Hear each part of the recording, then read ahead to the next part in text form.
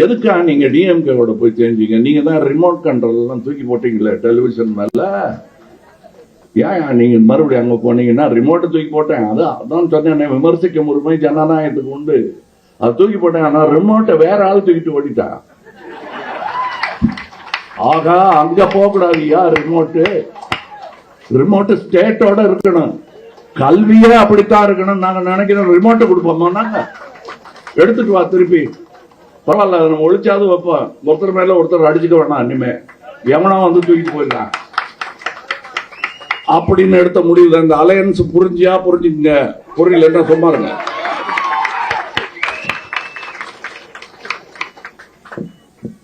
ஜனநாயகம் அப்படின்னு வந்துருச்சுன்னா இந்த தொல்லைகள்லாம் இருந்தே தீரும். புரிந்து கொள்ள புரிஞ்சவங்க புரிஞ்சுக்குங்க, புரியாதவங்க விட்டுருங்க, அதை பத்தி பேசக்கூடாது. அதாவது விமர்சிக்கிறதுக்கு எல்லாருக்கும் உரிமை இருக்கு, அதனால ஜனநாயகத்துல எல்லாரும் விமர்சிக்கலாம்னு முன்னாடி பேசிடுவாப்புல. 10 செகண்ட்ல அப்படியே புரிஞ்சா புரிஞ்சுக்குங்க, இல்லைன்னா புரியாமல்னா விட்டுருங்க, கேட்காதீங்க, டிஸ்டர்ப் பண்ணாதீங்க, ஏன் டார்ச்சர் பண்றீங்க அப்படின்ற மாதிரி உலகநாயகன் அவர்கள் பேசியிருக்கிறது தான் பெரிய பேசு பொருள். ஆக்சுவலா மக்கள் நீதி மையம் அப்படின்ற ஒரு கட்சி ஆரம்பிச்ச உடனே பல பேருக்குமே என்ன தோணுச்சு அப்படின்னா, ஓகே ரொம்ப வருஷமா வந்து ரஜினி வரான்னு சொல்லிட்டு இருந்தாரு, கமல் வந்து டக்குன்னு வந்துட்டாரு, இந்த முறை கமலை வந்து நம்ம ஆதரிக்கணும் அப்படின்னு குறைஞ்சபட்சம் ஒரு 5% மக்களாவது வந்து யோசிச்சிருப்பாங்க.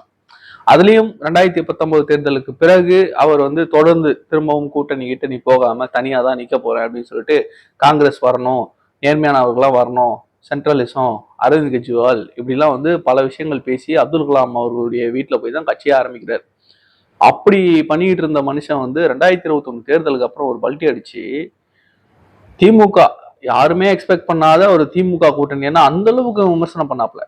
ஆட்சியில இருந்த அதிமுகவோட ஆட்சிக்கு வர துடிக்கக்கூடிய திமுகவை நீங்க விமர்சனம் பண்ணும்போது எல்லாரும் என்ன சொன்னாங்கன்னா, பாத்தீங்களா ஆட்சியாளர்களை விமர்சிக்கல, இவர் வந்து பிஜேபியோட பி டீம், திமுக மட்டும் விமர்சிக்கிறார் பாத்தீங்களா அப்படின்னு திமுக சைட்ல இருந்தும் நிறைய எதிர்வினைகள் வந்து ஆபாசமாலாம் நம்ம சிவாஜி கிருஷ்ணமூர்த்தி அண்ணன்லாம் போட்டு வெளுத்து விட்டாப்ல.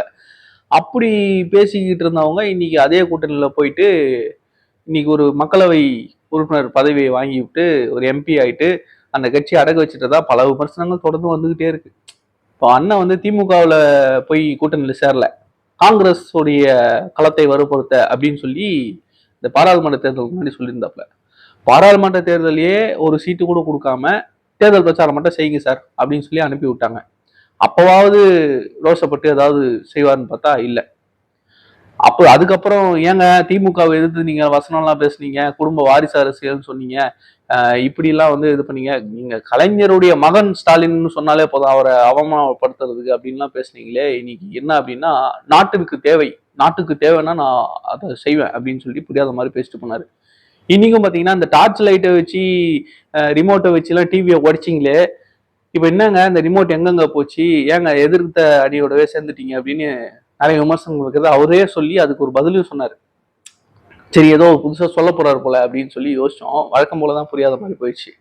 என்ன சொல்லிட்டாப்ல, அந்த ரிமோட்டை வேற ஒருத்தன் தூக்கின்னு ஓடிட்டான், அப்புறம் வேற என்ன பண்றது, அந்த ரிமோட்டு ஸ்டேட்டுக்குள்ள இருக்கணும், மாநிலத்துக்குள்ள இருக்கணும், அது பாசிசத்துக்கிட்ட போயிடக்கூடாது அப்படின்றது. ஸோ அப்போ அவ்வளோ வீக்கான ரிமோட்டா தான் இருந்திருக்கு.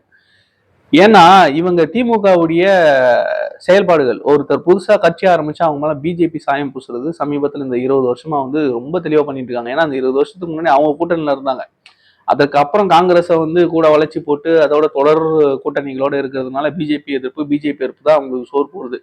அதை எதிர்த்து தான் அரசியல் பண்ணிக்கிட்டு இருக்காங்க. அப்போ வர்றவங்க எல்லாருமே பிஜேபி பி டீம் ஆகிட்டோம்னா நம்மளுக்கு வந்து தோத்தாயிரும் இல்லையா அப்படின்ற மாதிரி அவங்க அரசியல் பண்ணிட்டு இருக்காங்க. இவர் என்ன நினைச்சாரு அப்படின்னா, இப்ப தோத்துட்டோம், இப்ப பாருங்க கமலஹாசன் அங்க போயிடுறான்னு சொல்றாங்க, ஐயோ நமக்கு அது வேணாப்பா, நம்ம வந்து திமுகவோடவே சேர்ந்துரும் அதுக்கு அப்படின்னு சொல்லிட்டு அங்க போய் சேர்ந்தார்.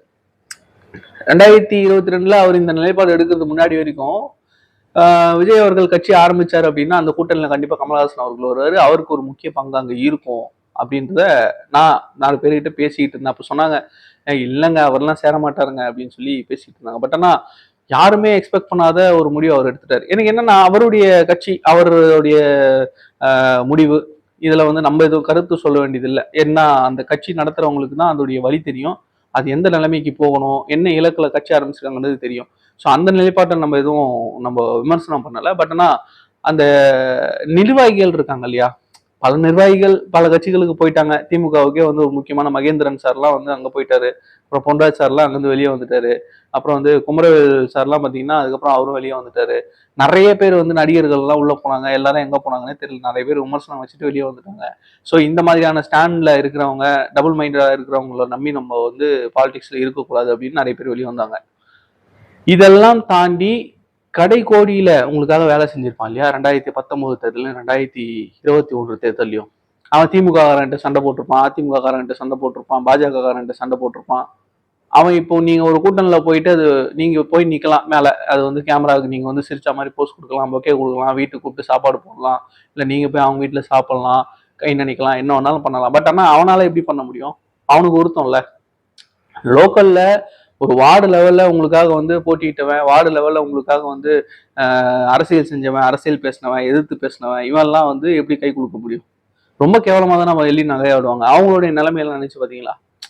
ஸோ அது எந்த மாதிரி போயிடுச்சு அப்படின்னா, ஒரு க்ளோஸ்டு ஒரு அவருடைய ஆஃபீஸ் ரூம்ல மட்டுமே ஒரு கட்சியுடைய மாநில கூட்டத்தை நடத்துற அளவுக்கு தான் அது வந்து சுருங்கி போச்சு.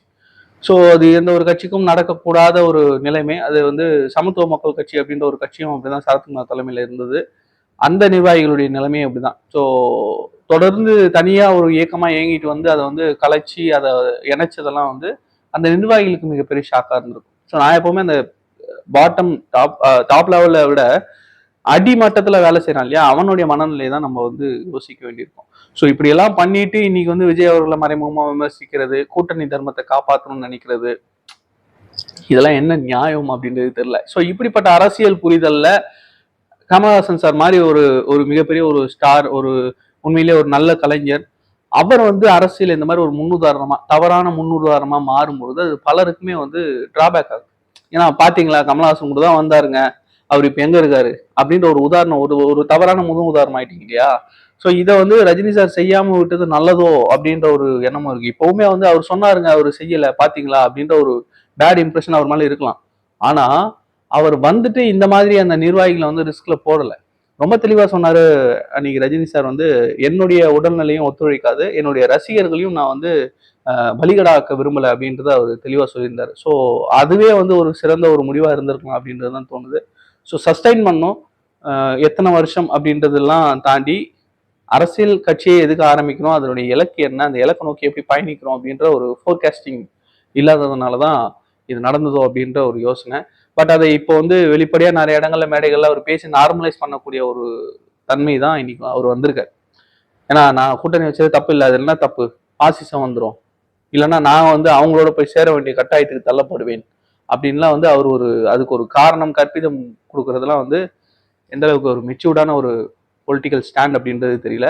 முக்கியமா வந்து அந்த கட்சியில இருக்கக்கூடிய நிர்வாகிகள், பேர் சொல்லக்கூடிய நிர்வாகிகள் கூட இன்னைக்கு வந்து வெளியே வந்து பேசுறது கிடையாது, எந்த ஒரு பொலிட்டிக்கல் ஆக்டிவிட்டிஸும் இல்லை. ஸோ அது உண்மையிலேயே வருத்தத்துக்குரிய விஷயம். என்னுடைய நண்பர்களே நிறைய பேர் இருக்காங்க ரொம்ப ஆக்டிவா இருந்தவங்க. ஸோ பாலிடிக்ஸ்ல படித்தவங்க அப்படின்ற ஒரு இமேஜ் வந்து அப்போ கிரியேட் ஆச்சு.